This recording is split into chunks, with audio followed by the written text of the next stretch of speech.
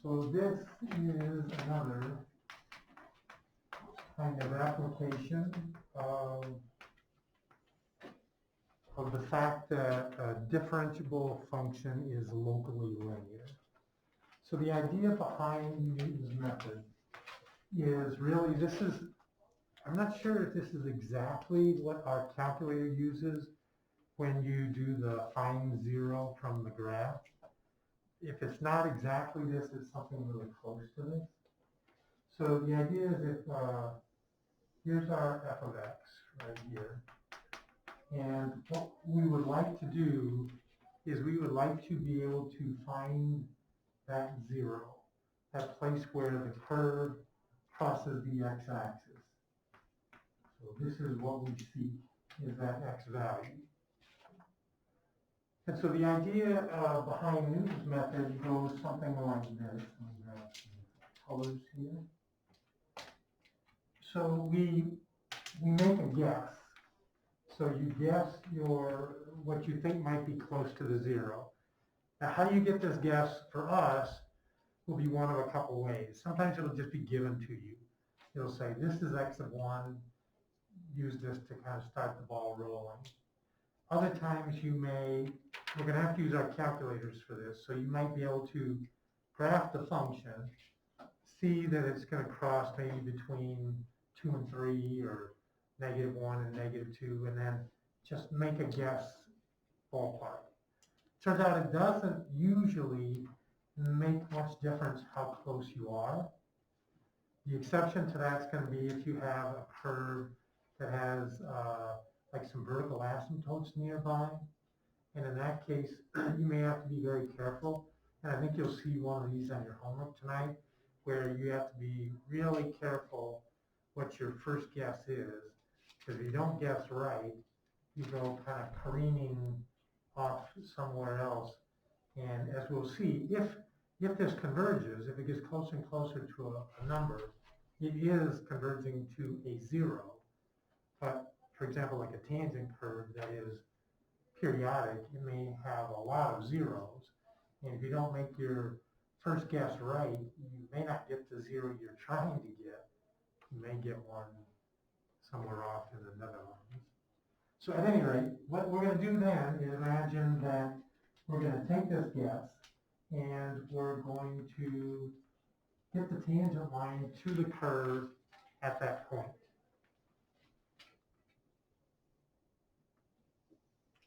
And then what we're going to do is find the zero of the tangent line, knowing that the tangent line is a pretty decent approximation to the curve as long as we don't go too far away.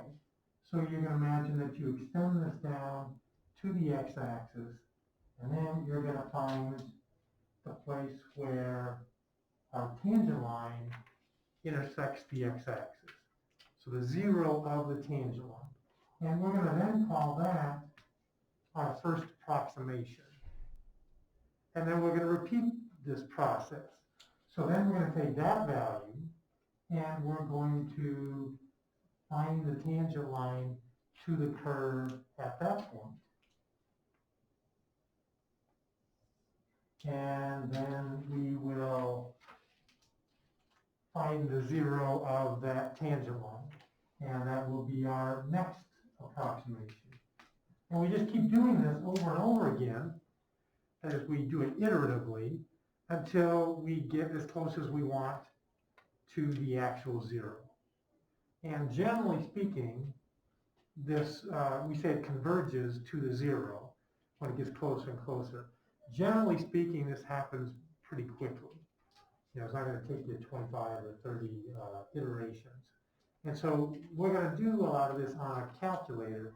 And so as we get these different iterations, these different zeros, we'll see on our calculator when the successive approximations start agreeing to so many decimal places.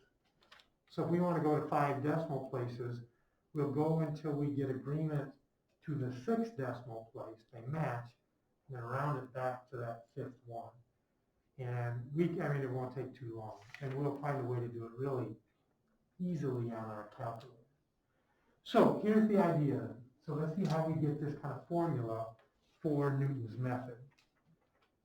So we start with our first guess, so x1.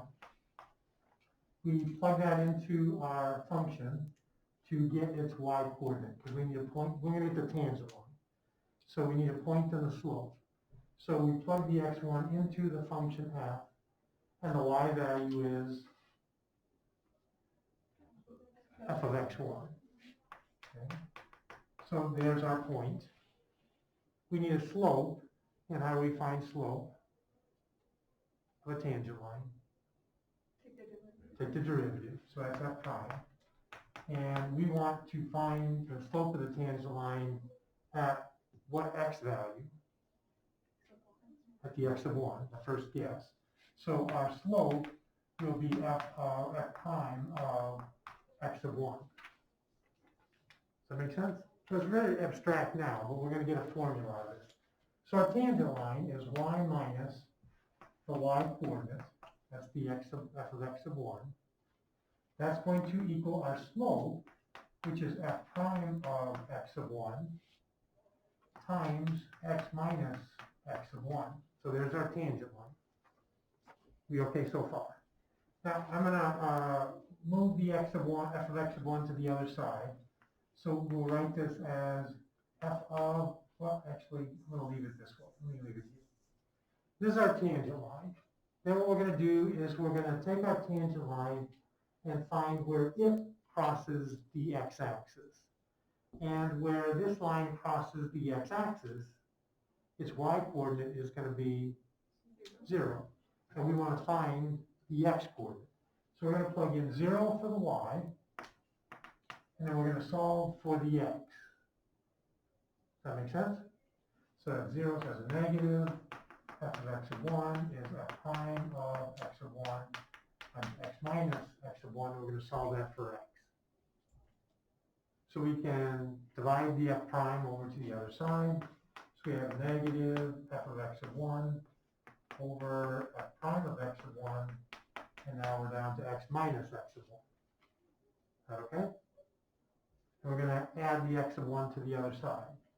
So I'm going to get x equals x of 1 minus f of x of 1 over f prime of x of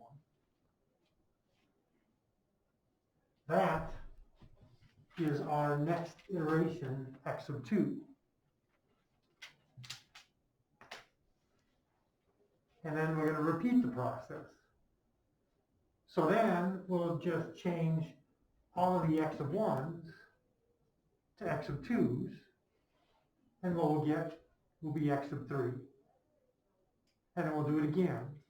And so our formula is x sub n plus 1, the next approximation, the next iteration using Newton's method, is going to be x of n, the previous approximation, minus the function evaluated at that previous approximation, divided by f prime, the derivative of that evaluated at that previous approximation. That, in purple, is Newton's method. And as you can see, it's programmable, right? You can tell a calculator or a computer, do this and just do it over and over and over and over and over again. And it'll do it until you get as much agreement as you want. So you'll be watching these values that come out of here until they agree to as many decimal places as we want, plus 1, so we can round back. Make sense? Okay, so let's do an example. We'll say our function f of x is, let's say, x cubed plus 3x plus 1. What are we going to need to know if we're going to use Newton's method here?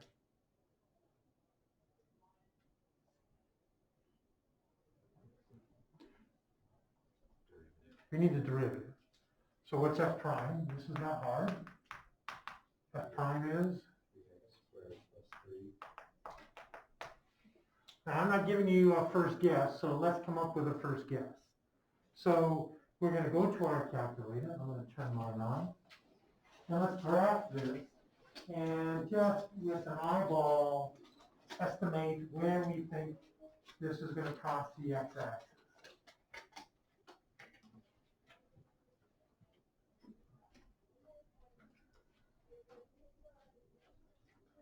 So let's go y equals, I'm going to clear off that old junk. We're going to put in x to the third plus 3x plus 1. Let's just go zoom 6 so we're looking at the same 10 by 10 window to start with. And what did I do? You put it in the exponent, all of it in exponent. No, man, no wonder that looks so weird. Let me try that over again. I was like, oh, that's not what it's supposed to look like at all. Okay, thank you. Okay, now that I have the right function in there, so it looks like it's crossing somewhere between 0 and -1. So what should we, let's just agree so we do this all the same. What are we going to call our first guess? So I'm going to erase this stuff here, and we're just going to use the purple. This is what we're going to use, and we got our f and f prime. And what should we call our first guess? Doesn't have to be great, just anywhere in there. -1. So let's just use -1 for simplicity's sake. Okay. Now, here's what we're going to do. Our calculator is made to do this over and over and over again for us easily. So here's going to be our steps. I'm going to, let's put into our calculator as y2 the derivative. Okay, so I'm going to go back to y equals, drop down, and in y2, let's put in 3x squared plus 3. So our original function is in y1, our original function is in y1, and our derivative is in there is y2. So then we can go second mode and go back to the home screen. We're going to take our first guess, and we're going to store that as x. So we can go -1. The store button is right above the on button. You with me there? And just hit the x, comma, t, comma, theta, comma, n button. And then hit enter, and it tells us it's in there. So now every time we use x, it's going to use -1 on the home screen here. Now it will be different on the graphic. Okay, so now we're going to do this. So we're going to go x sub n, that's our -1. So I'm going to go x minus, the function is in there as y1. So I'm going to go variables, right arrow, enter, enter, parentheses, x, close the parentheses. That's going to take f of our -1. Divided by, now we're going to put in y2. That's where we put our derivative. Variables, right enter, right arrow, enter, down 1, enter. There's our y2. You with me? Parentheses, x, close the parentheses. Now, don't hit enter yet. If you do, you're just going to get x sub 2, and then you got to retype this whole thing in again. Here's the beauty of your calculator. We're going to tell this, the calculator, to store our result here as a new x.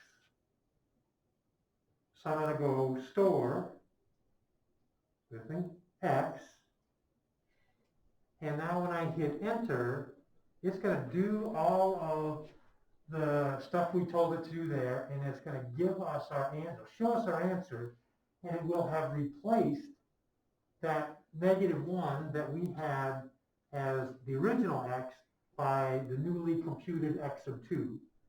Enter. Okay. Now we're going to write down that x sub 2, it looks like is a -0.5. With me? Now, if I just hit enter, the calculator is going to redo the last thing it just did. It's going to repeat all of that. Only now, it's got the -0.5 in there as the x value. It's going to be our x sub 3, our next guess. So all you have to do is hit enter. Oh, this is a hard one. Negative 0.333, we all agree? So you gotta write it down because I can't see your calculator screen when I'm grading this. Let's go to 5 decimal places of accuracy. So we're gonna write 6 decimal places down, and we're gonna go until we get agreement in that 6th place, so that we can then round back to the 5th place with accuracy. So 1, 2, 3, 3, there we go. Almost lost that last 3. Okay, hit enter again. And that's negative 3 point, bunch of 2's. Now, this may seem like it's going slow, but now we've got accuracy to the 10th place. And because we're getting closer and closer, this is going to go faster and faster. So I'm going to hit enter. It's like negative 0.32322, negative 0.322185. So now we have agreement to 3 decimal places. Okay, hit enter again. And now you've got x sub 6 is negative 0.322185. Oh, we got a match, right? So since these two agree to 6 decimal places, those are all correct. And so our approximation that we know is going to be accurate to 5 decimal places is going to be negative 0.3221. I guess we're going to have to call that 9 because we're going to round the last place. Does that make sense? And you can see on your screen, we've gone even further than that, right? We have agreement. Well, let's hit enter one more time. And now we've got agreement to all the decimal places our calculator can show. So it's pretty quick. Okay. That we say converges to that 0. Make sense? Can you do it? So what can go wrong? Something can always go wrong, right? So what can go wrong with Newton's method?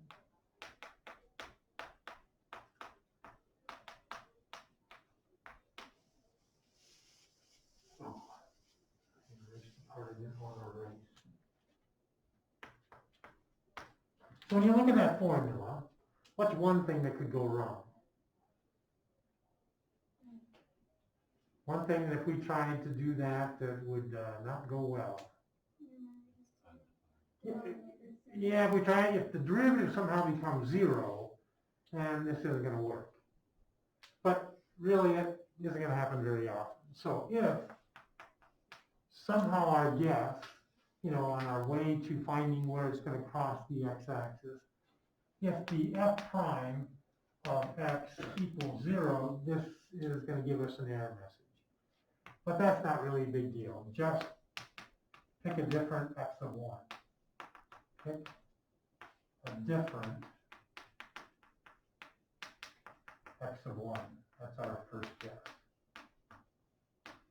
And then we'll probably avoid that place where the derivative is going to be 0. Okay.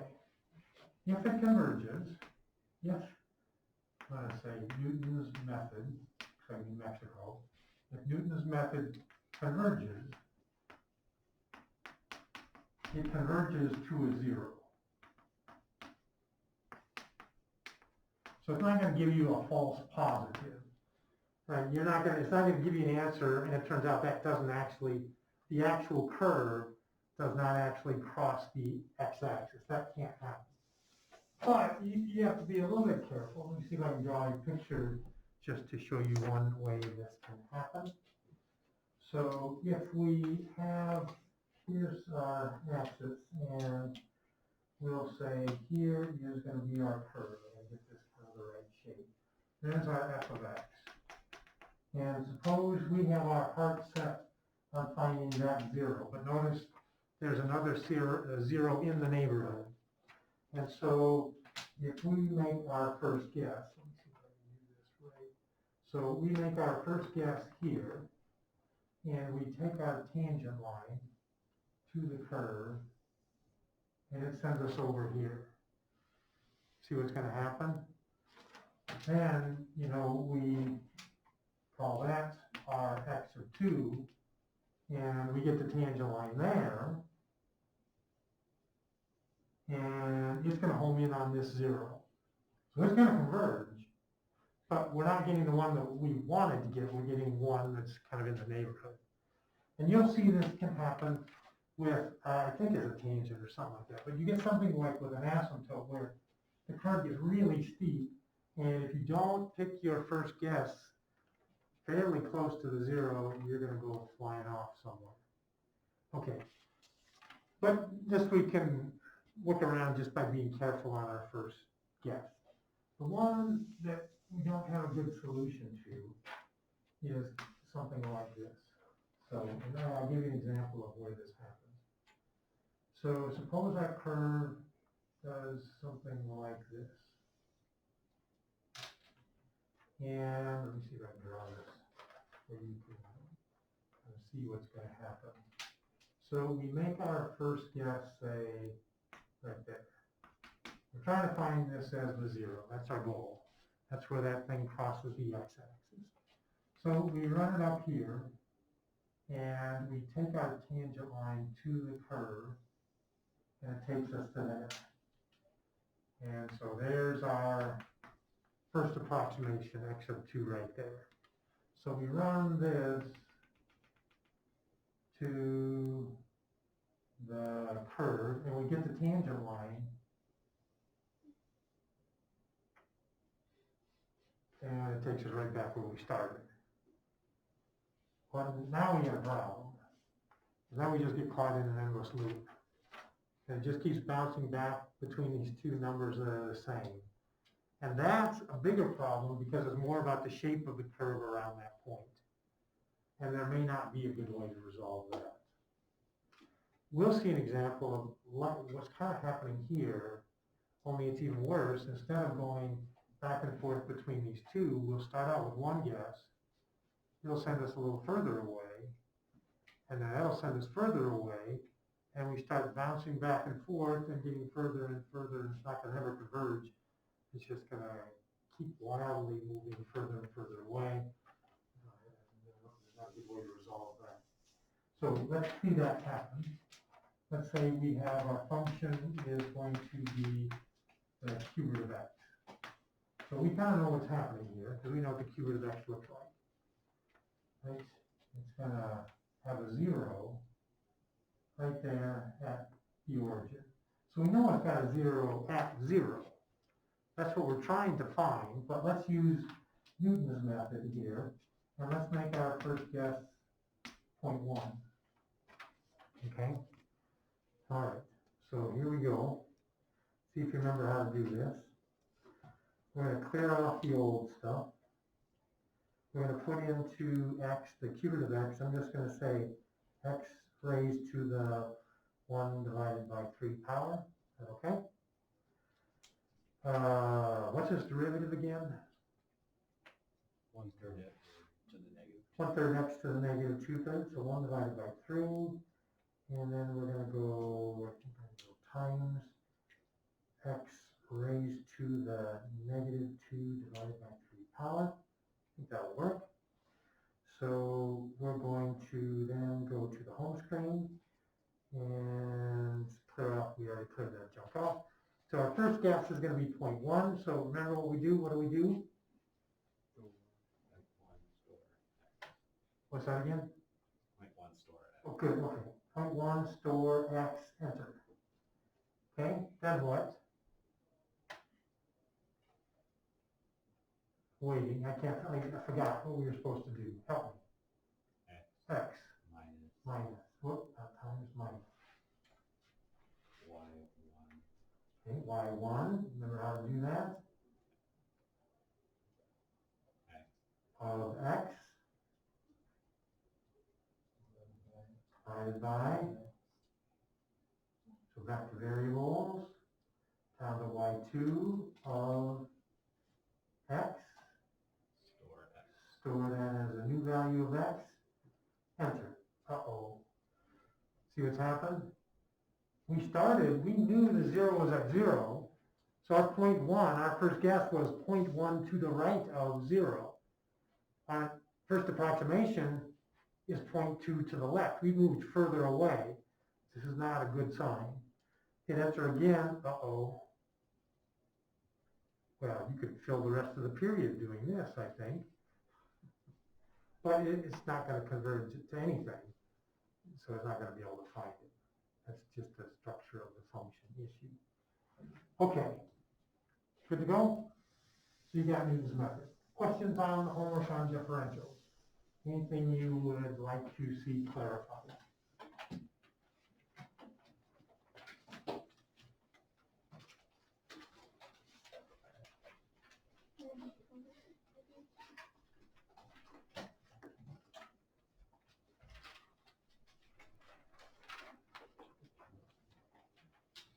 You do 37.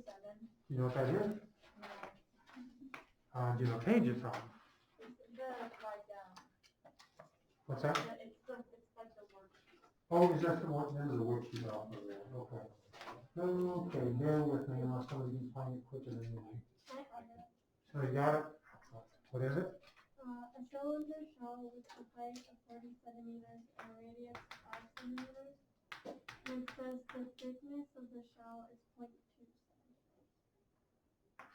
2 is the thickness. Okay, I think I remember what this one looks like. So the idea is you've got this The cylinder. height What's that? The height is 40. 40. Sound better? Sound like okay? And is it centimeters that we're working with? So everything's in centimeters here. And this is 0.2 centimeters. So we have this cylinder, and then it's got a little bit of thickness to it. Okay? And so it's going to look something like that. Use your imagination a bit, I'm afraid. Okay, and we want to do what? Estimate the volume of that shell, that little thick container thing.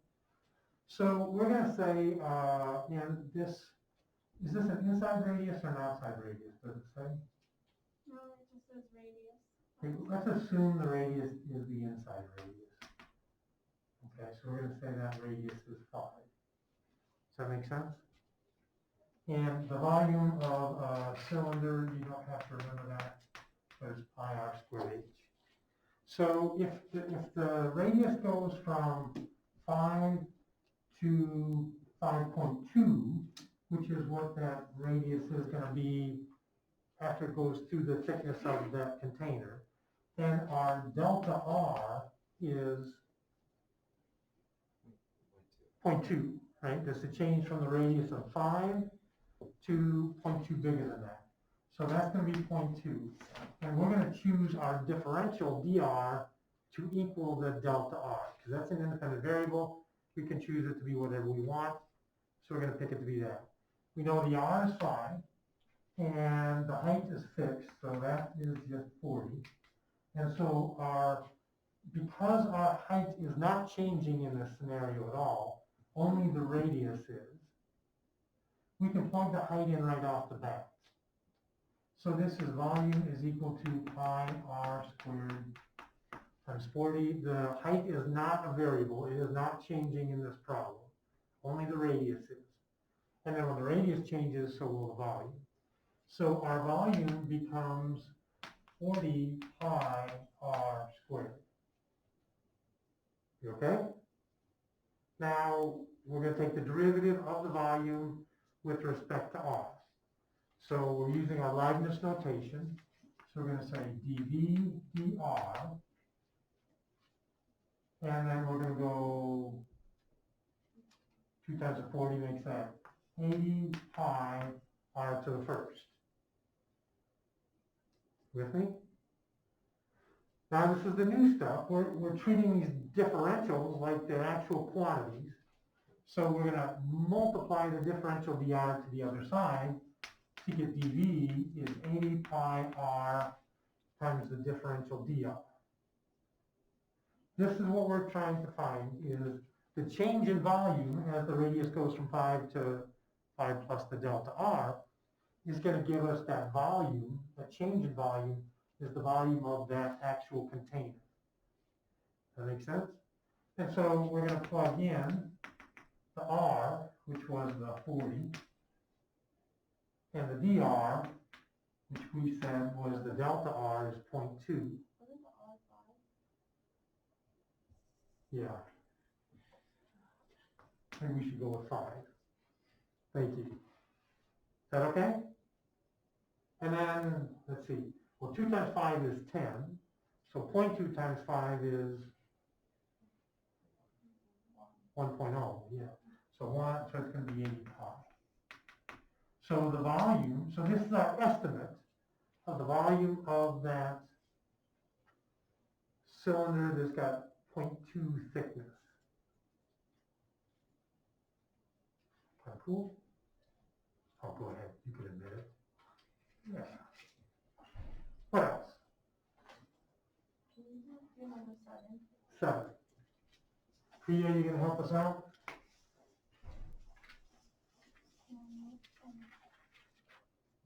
Y is 1/2 x to the third. 1/2 x to the Third. third. X equals 2. And the change in x is 0.1. Do they call it a dx or Yeah, both? 0.1. Okay? So we're going to start by taking the derivative of y with respect to x. So dy dx means just take the derivative like we've done.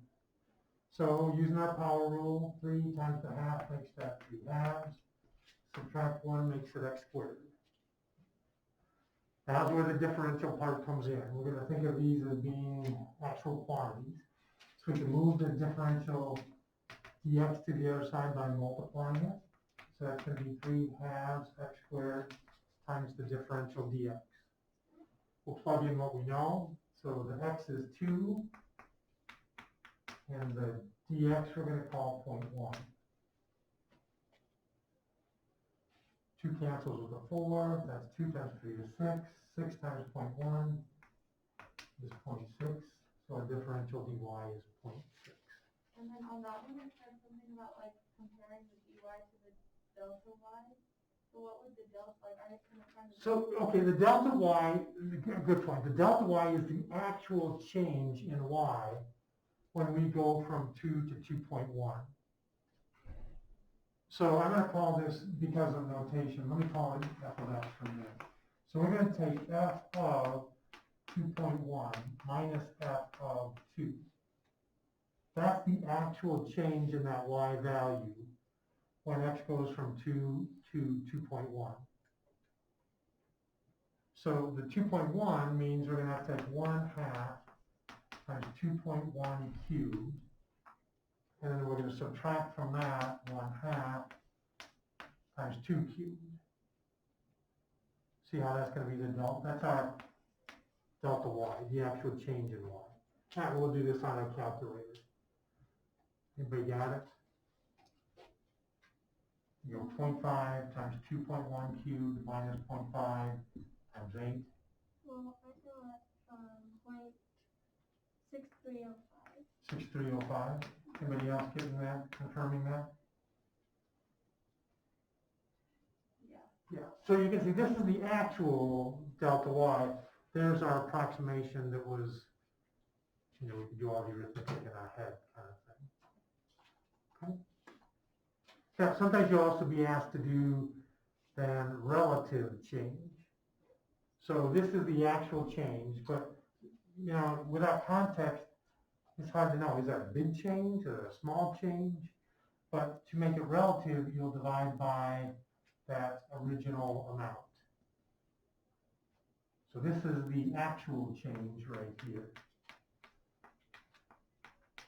This was our approximated with a differential. The relative change would be this 0.6305 over 2 cubed is 8, half of that is 4. So anybody want to throw that on the calculator and give us a decimal?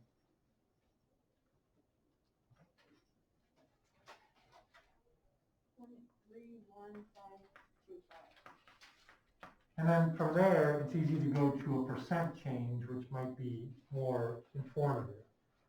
So that means that when that radius, or when that value of x went from 2 to 2.1, that would have been a 31.521% change in the y value.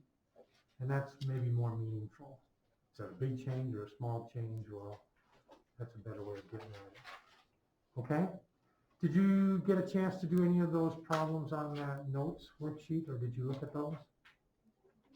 Can you figure those out? Because some of those are tough. Okay, if not, maybe we can revisit those in future class periods.